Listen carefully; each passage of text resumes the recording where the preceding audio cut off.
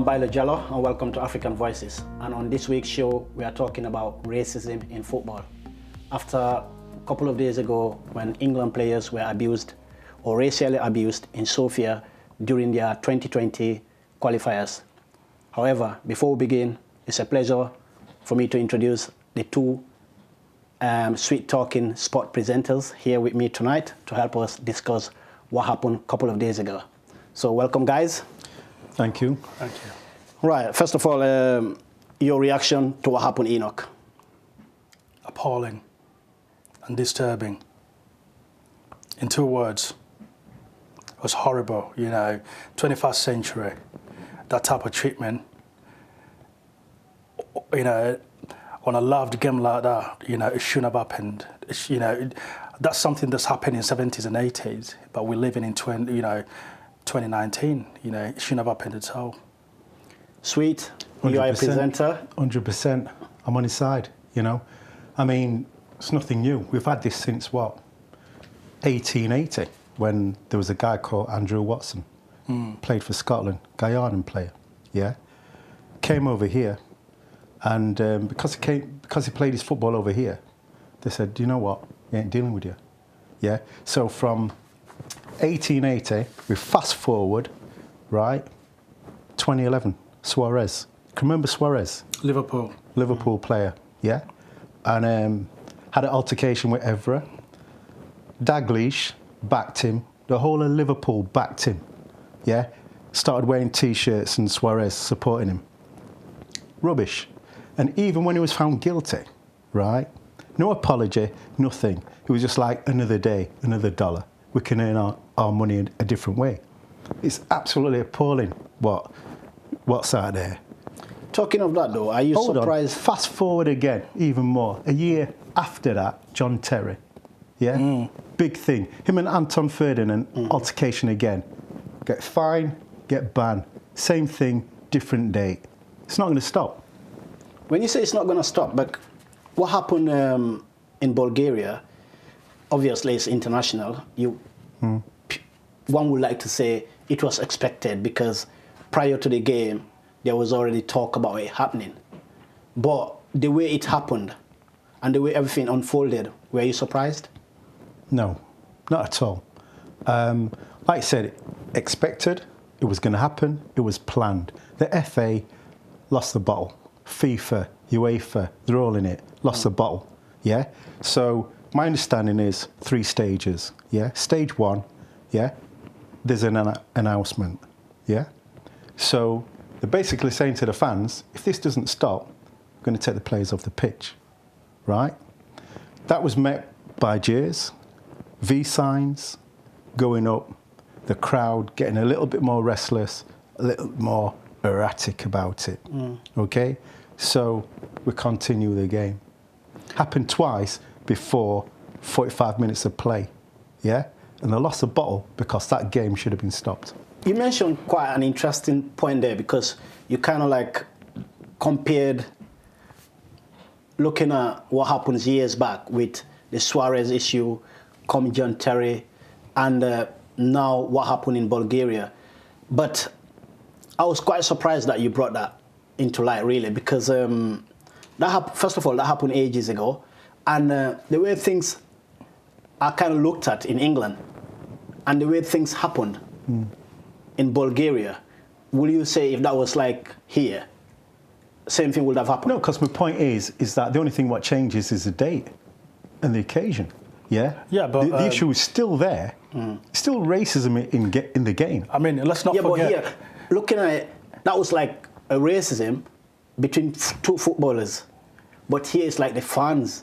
And one person. Well, let me throw something in there then, yeah?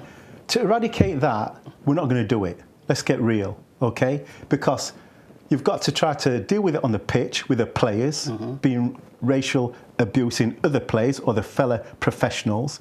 That goes on to the terraces or the stands. So is there 2 problems what they're trying to deal with one? Well, it depends which angle you take it, but... I mean, my view on this is domestically it's been happening. Here, English football. Even before these internationals, we had issues of racism. You know, last season, you know, there's some monkey chants, Lukaku, you know, getting abused on the pitch. There was also a Chelsea as well. Sheffield you know what I United mean? player as well. Sorry, Sheffield United player. I'll not name her, yeah? But, you know, monkey chants again, recently. So the issue's not going to go away, yeah? And then, you know, we've got FIFA, yeah? Guys in like a, you know, a chimp's tea party trying to sort out a problem. What's been happening, like I said, since 1880? Harry Kane. Harry Kane. Yeah. Because looking at him as a white player, the captain, did he deal with the issue the way it should have been dealt with? But it's just Harry Kane we're talking about, yeah? Look at that football pitch. It's almost half empty, okay? Why was it half empty? Because there was a ban in place.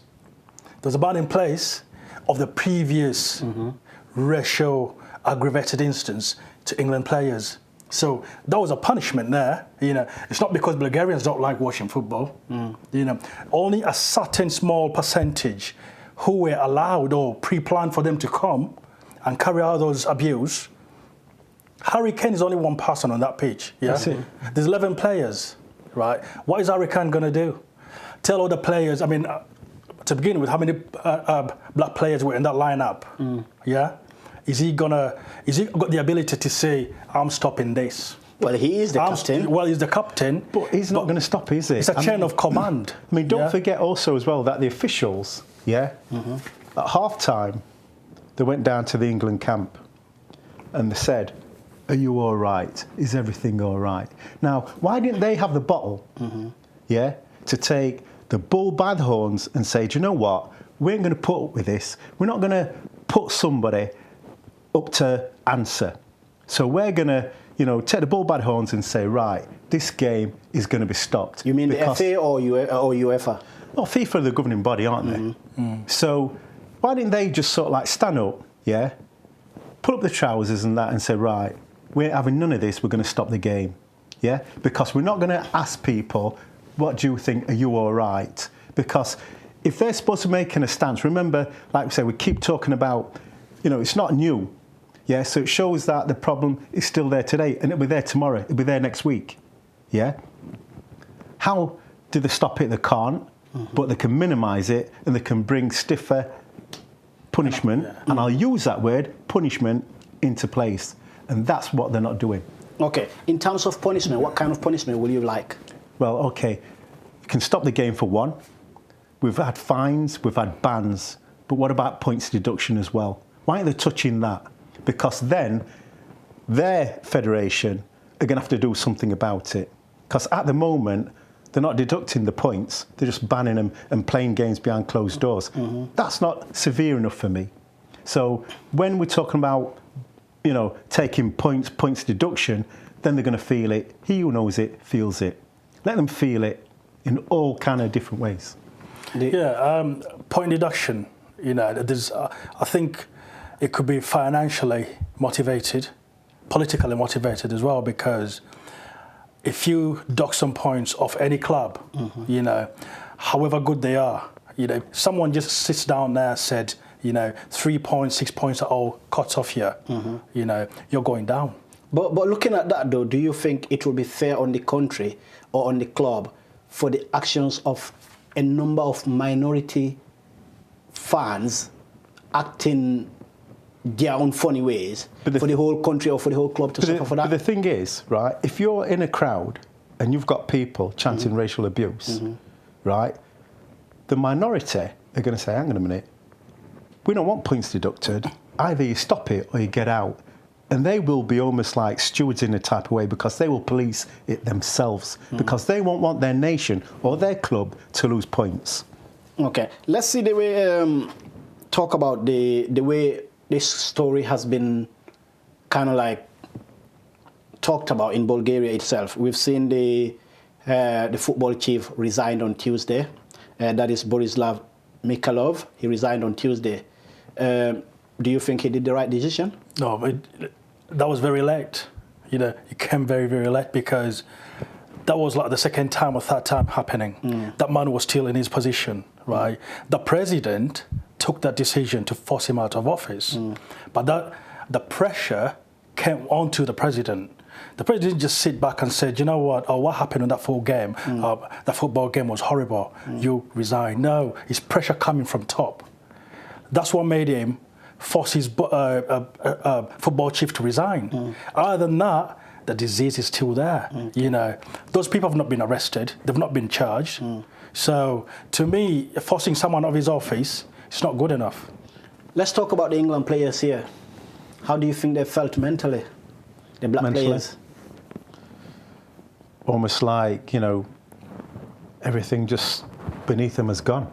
They would have felt probably let down, but are they going to come out of it to say, do you know what, I feel let down by my fellow colleagues, or, you know, FIFA itself, yeah?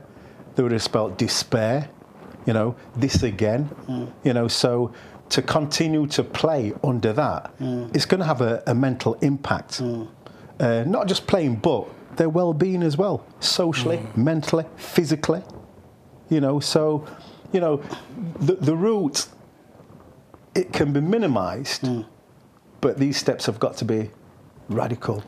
As a coach, how do you feel like when you're coaching young kids, seeing these kind of things happening? How difficult is it for you when you're coaching them, little children, and they are growing up seeing these kind of things happening in the 21st century? It's part of the fundamentals, isn't it? You've got to, you know, so install the fundamentals, but it's just not just football, it's socially as well. You know, parents, carers, they all have a role in this, the coaches themselves as well. And, you know, and it starts from a young age when, you know, the nurturing and the nurturing process, you know, like, is formulated. So everybody plays a big part. Education plays a part at school, how kids play, how they grow up.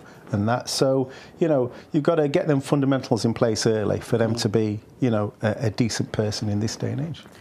Looking at this story, Enoch, I was researching earlier and someone mentioned that this story has kind of been talked about too much because it happened to England.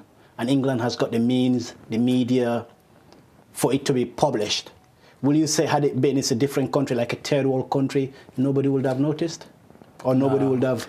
I think it's hard to keep that fairly quiet, isn't it? Well, because, it's easy you know, to sweep under the carpet, but, you know, this is a disease that kind of like popped its head out. You know, you can't hide it. You can't hide away from it. And even people that are responsible to making sure that, you know, it's being fought, you know, tooth and nail. I mean, some people are turning a blind eye. You know, we know that. You know, some officials are not bothered about it. They're just basically there, oh, yeah, kick it out. You know, this is like a body in, you know, in England that's meant to be fighting racism in football. But how, you know, how strong is it? How capable is it, you know, to put its own stance on ground and say, you know, we're coming in as an organisation, this thing's not going to happen. It's been happening. You know, the organisation's been there. It's still happening. What have they done? I mean, on paper, looks great. You know? Yeah, it's fantastic. You know, we're the governing body. You know, we've got a new procedure in place. We've got a 3-step rule. You know, what hopefully will get better, and you know, we'll sort of like put it to task. But in reality, it's not going to work.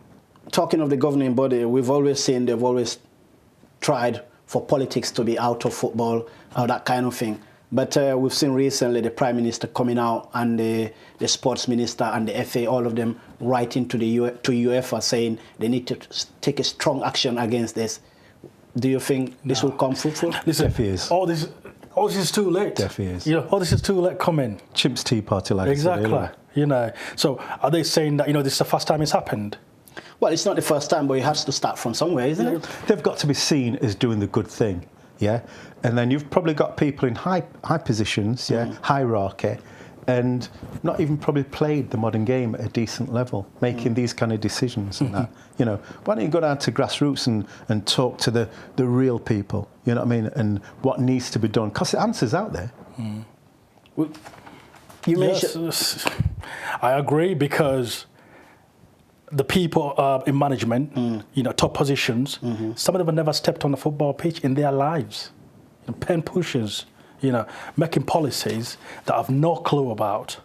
So I totally agree, you know, people need to come out of their comfort zones, go out there, see what happens on ground, you know, rather than having just watch TV, read newspapers. Will you class that though as an issue? Like, if somebody knows nothing about football, that means they will know nothing They shouldn't be there. policies. They shouldn't be there in the first place.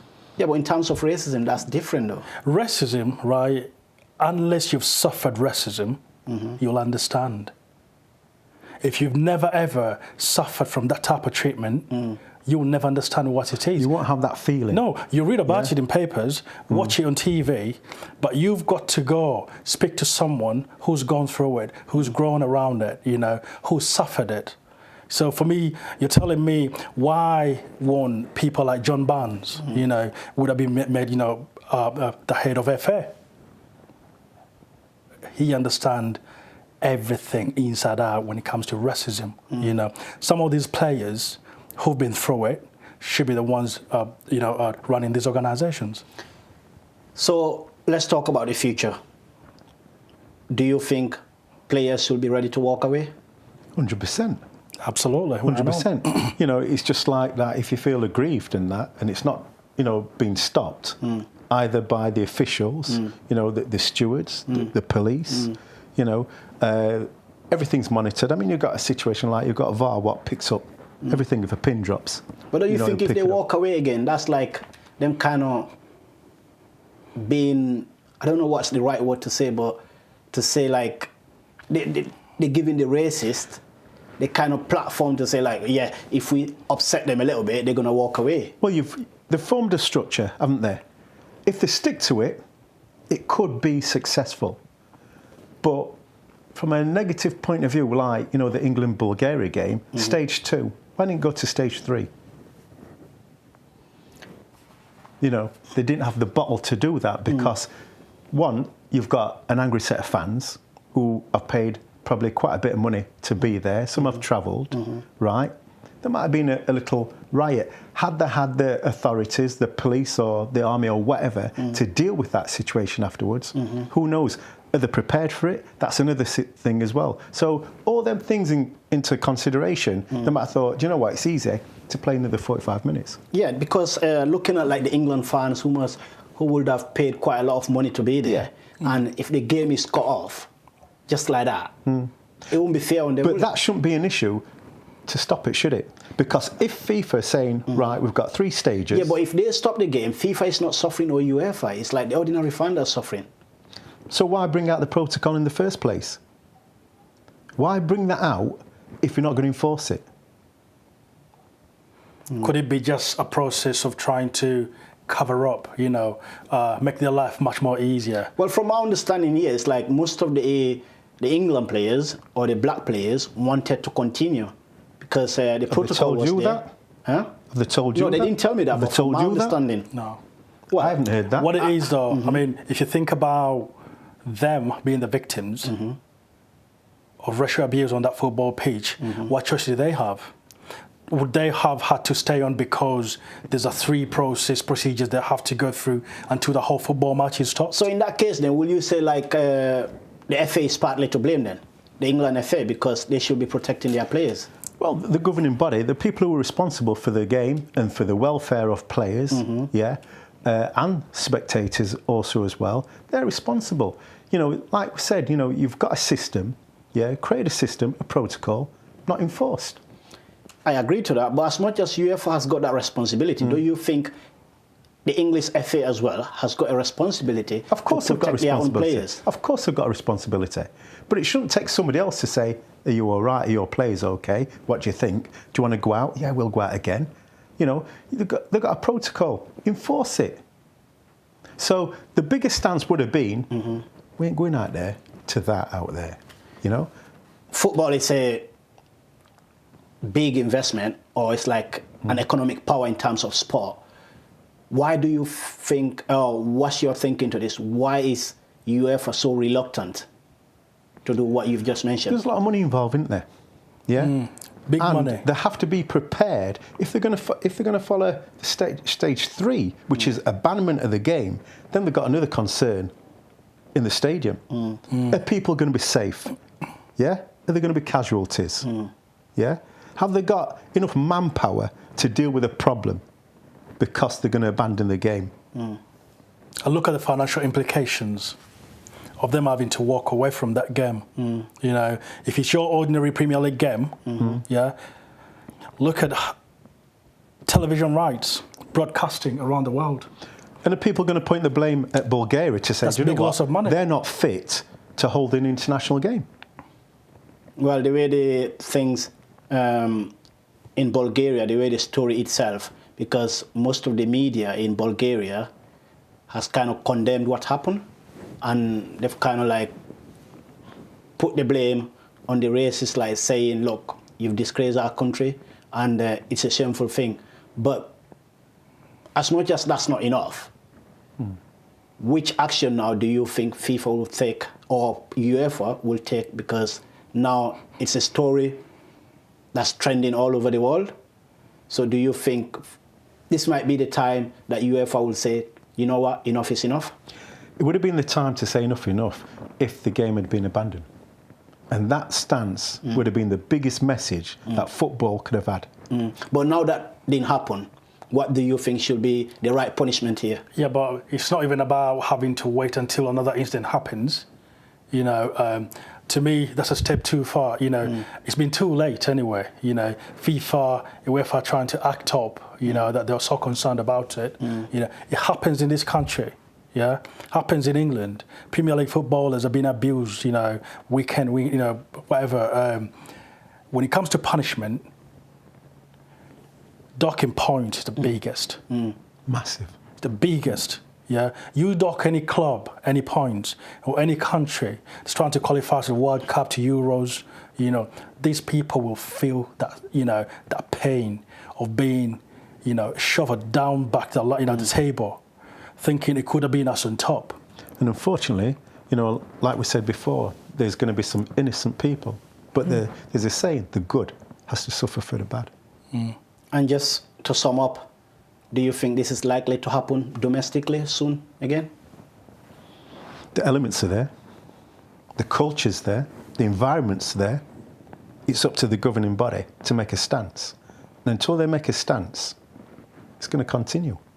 Yourself, Enoch? Well, I mean, I think still, again, it's the old story again, you know, the old song ringing again, you know, still embedded within the whole systems.